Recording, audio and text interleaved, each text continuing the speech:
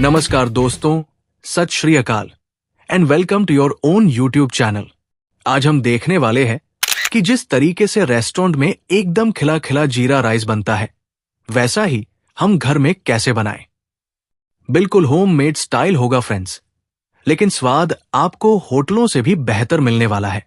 आप इसे अपने किसी भी पसंदीदा ग्रेवी के साथ सर्व कर सकती है। आपको जरूर मजा आएगा। तो बस आपसे एक ही रिक्वेस्ट है, भर भर के हमें लाइक एंड सब्सक्राइब करें। चलिए आज फिर से लगाते हैं स्वाद का तड़का। जीरा राइस बनाने के लिए वैसे तो बासमती राइस लिया जाता है, लेकिन अगर आप इसे घर में ही बना रही है तो नॉर्मल राइस का भी इस्तेमाल कर सकती है। बट हमने भी बासमती राइस ही लिया है, तो सबसे पहले 250 ग्राम बासमती राइस को आप अच्छे से साफ कर लें। चावल का जो ये व्हाइट वाला पाउडर है, इसे आप अच्छे से रब करके साफ कर लें 3 से 4 बार में। उसके बाद ही हम जीरा राइस बनाएंगे।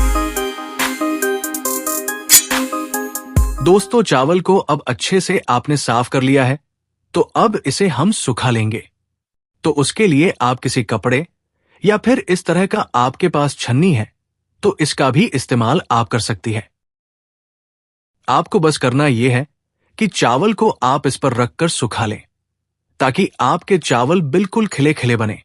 वैसे आप चाहे तो चावल को किसी कपड़े पे पसार कर 10 मिनट के लिए पंखे के नीचे भी सुखा सकती है। तो आपको जैसे ठीक लगे उस तरह से आप जीरा राइस बनाने से पहले चावल को धोकर 10 मिनट के लिए सुखा लें।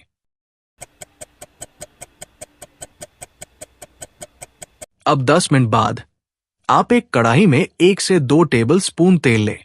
वैसे अगर आप घी का इस्तेमाल करती है तो इसका टेस्ट एनहांस हो जाएगा, लेकिन हम आपको एकदम घर वाले स्टाइल में ही जीरा राइस बनाकर दिखाएंगे, इसीलिए हमने भी तेल का ही इस्तेमाल किया है। लेकिन फ्रेंड्स, फिर भी जो इसका टेस्ट होगा उसमें बिल्कुल भी कॉम्प्रोमाइज नहीं होने वाला है। तो बस आप भर भर के लाइक सब्सक्राइब नहीं किए हैं तो फटाक से अभी कर लीजिए। तेल को हमने हल्का सा गर्म कर लिया है, तो अब आप इसमें 1.5 चम्मच जीरा डालें। जीरा के बाद आप 4 से 5 हरी मिर्च चॉप करके ऐड करें और अब एक बड़े साइज का प्याज भी चॉप करके इसमें डाल दें। वैसे प्याज अगर आप छोटे साइज का इस्तेमाल कर रही है तो 3 पीस लीजिए। अब अच्छे से प्याज, जीरा और हरी मिर्च को भूनना है।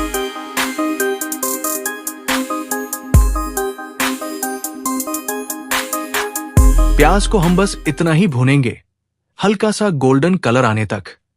अब आप इसमें वॉश किए हुए चावल ऐड करें। अब करीब 30 से 45 सेकंड के लिए चावल को भून लीजिए।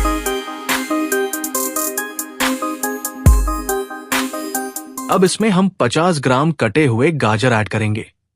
वैसे आप अपने मुताबिक भी इसमें सब्जी ऐड सकती है, जैसे आप फ्रोजन मटर का भी इस्तेमाल कर सकती है। अब अभी तक हमने नमक नहीं डाला था, तो आधा चम्मच नमक डालिए। नमक ज्यादा मात्रा में नहीं डालना है, बस हल्का सा टेस्ट के लिए इसे आप ऐड करें।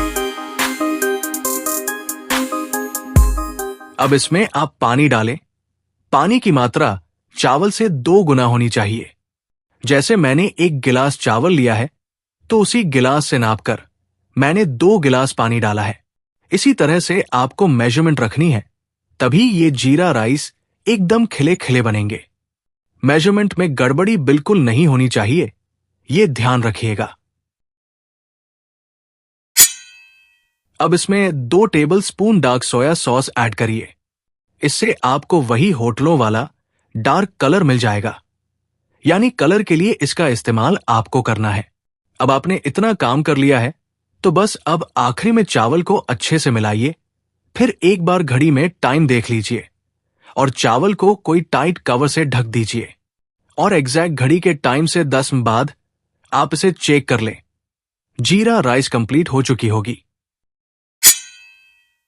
एक बात ध्यान रखिएगा फ्रेंड्स, पानी का मेजरमेंट और कुकिंग टाइम दोनों आप ध्यान में रखें, वरना जीरा राइस खराब हो सकती है।